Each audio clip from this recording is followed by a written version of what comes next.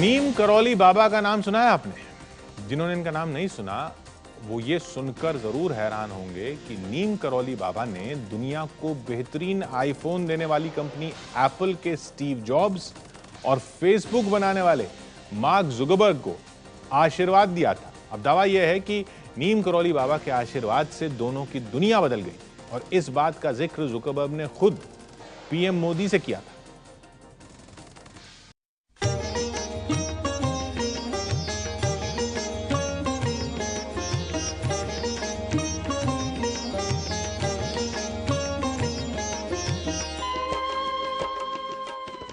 उत्तराखंड के नैनीताल से करीब 38 किलोमीटर दूर ये है बाबा नीम करौली का आश्रम। देवभूमि कहा जाने वाला उत्तराखंड मंदिरों और आश्रमों से भरा पड़ा है, लेकिन नीम करौली बाबा का आश्रम कुछ ऐसी कहानियों की वजह से चर्चा में आ गया है जो शायद पहले नहीं सुनी गई थी। ऐसी ही एक कहानी स्टीव जॉब्स की है। 48 लाख करोड़ की दुनिया की सबसे बड़ी टेक कंपनी एप्पल के फाउंडर स्टीव जॉब्स नीम करौली बाबा से आशीर्वाद लेने उनके आश्रम कैंची धाम आए थे और स्टीव जॉब्स की सलाह पर ही दुनिया को फेसबुक से जोड़ने वाले मार्क जुकरबर्ग ने भी यहां माथा टेका था। मार्क जुकरबर्ग जब अमेरिका से करीब 8,500 किलोमीटर का सफर करके उत्तराखंड के कैंची धाम पहुंचे थे, तब उनकी फेसबुक कंपनी 17,44,000 करोड़ की नहीं थी और जुकरबर्ग संघर्ष के दौर से गुजर रहे थे। यह बात दुनिया के सामने तब आई जब प्रधानमंत्री मोदी फेसबुक के दफ्तर पहुंचे थे और मार्क ने खुद यह बात मोदी को बताई थी। Before things were really going well and we had hit a tough patch, and I went and I saw one of my mentors, Steve Jobs, and he told me that in order to reconnect with what I believed as the mission of the company, I should visit this temple that he had gone to in India. And so I went and I traveled, having the opportunity to feel how much better the world could be if everyone had a stronger ability to connect, reinforced for me.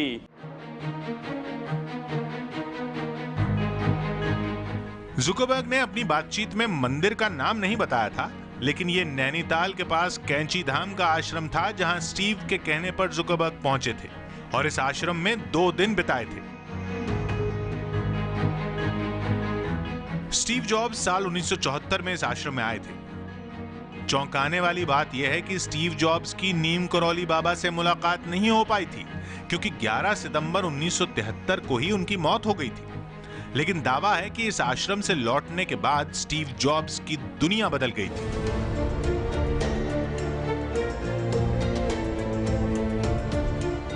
Of course, Steve Jobs came to Kenchi, Neem Karoli Baba Ashram. He had come here because of reading the book by Ram Dass, Richard Alpert. When he went back and eventually started Apple Computer, he incorporated a lot of what he learned here in India. बेरोजगार युवा Steve jobs अपने मित्र Dan कोटके के साथ बाबा नीम करौली के दर्शन करने आए थे। नीम करौली बाबा को मानने वालों में मशहूर हॉलीवुड अभिनेत्री जूलिया रॉबर्ट्स का नाम भी शामिल है।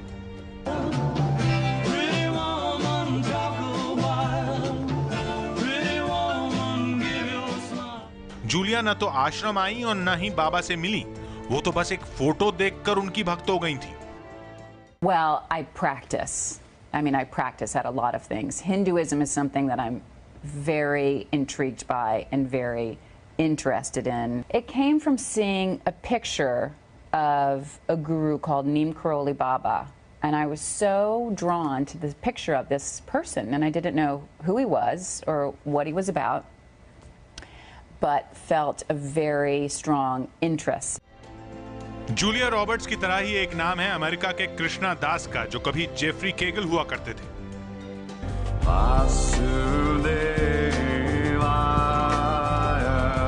1970 में कृष्णा दास डिप्रेशन और ड्रग्स के शिकार हो चुके थे। वो अपना रॉक बैंड छोड़कर न्यूयॉर्क से भारत आ गए। यहां उनकी मुलाकात नीम करौली बाबा से हुई और फिर दुनिया बदल गई। वो कीर्तन गाने वालों में बड़ा नाम बन चुके हैं। ग्रैमी अवार्ड के लिए नॉमिनेट हुए थे। 1996 से लेकर अब तक उनके 8 एल्बम रिलीज हो चुके हैं।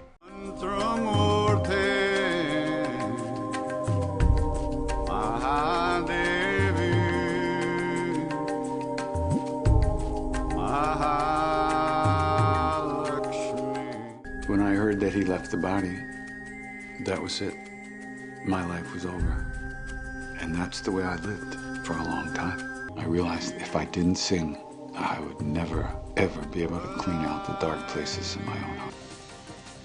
तो आखिर कौन है ये नीम करौली वाले बाबा जिनके आशीर्वाद और आश्रम के चर्चे सिर्फ भारत में नहीं बल्कि अमेरिका और जर्मनी तक फैले हुए हैं?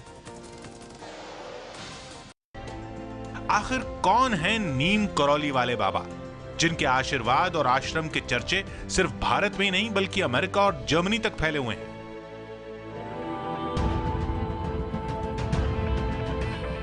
करीब 42 साल पहले नीम करौली बाबा ने दुनिया को अलविदा कह दिया था, लेकिन उनके भक्तों की संख्या में कभी कमी नहीं आई।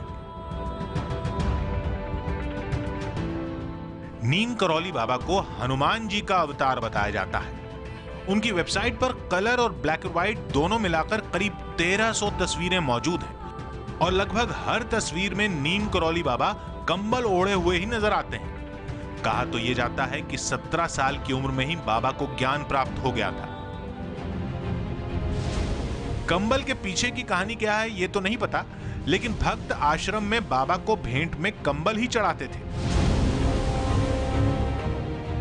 नीम करौली बाबा के वीडियो बहुत ज्यादा नहीं है, लेकिन एक ये तस्वीर सामने आई जिसमें वो अपने शिष्य को थपथपाते हुए राम राम का उच्चारण करते हुए आशीर्वाद दे रहे हैं।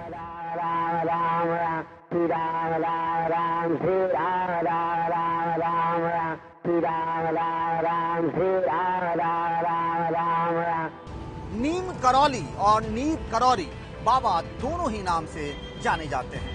कहा जाता है कि साल 1930 में बाबा नीम करौरी नाम के गांव में ठहरे हुए थे और तब से ही उन्हें नीम करौरी बाबा कहा जाने लगा था। उनके भक्त उन्हें महाराज जी के नाम से भी बुलाते थे। उत्तर भारत में तो नीम करौरी बाबा चमत्कारी बाबा के नाम से मशहूर है। और उनके एक नहीं चमत्कार के कई किस्से मौजूद हैं, जैसे एक ही वक्त पर 2 जगह मौजूद होना, पानी से पूरे पहाड़ पर घी के दिए जलवा देना। चमत्कार के एक ऐसे ही किस्से का जिक्र वेबसाइट पर किया गया है।